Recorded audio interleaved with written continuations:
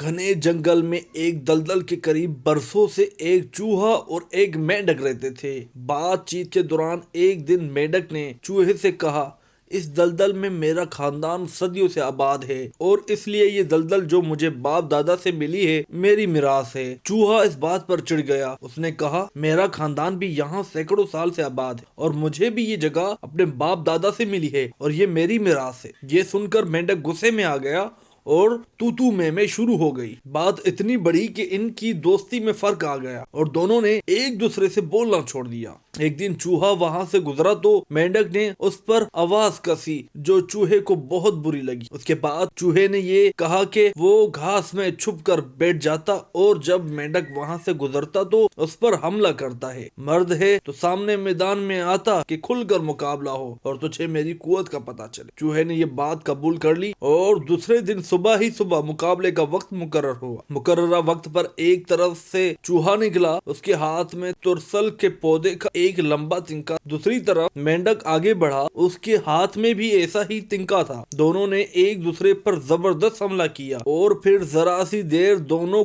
گتھم گتھا ہو گئے۔ ابھی یہ لڑائی جاری تھی کہ دور ہوا میں اڑتی ہوئی ایک چیل نے دیکھا کہ ایک چوہا اور ایک مینڈک آپس میں گتھم گتھا ہو رہے ہیں۔ وہ تیزی سے اڑتی ہوئی نیچے آئی اور ایک جھپٹے میں دونوں پہلوانوں کو اپنے تیز نوکیلے پنجوں میں دبا کر لے گئی۔ اب وہاں چوہا ہے، مینڈک دلدل اب بھی موجود ہے۔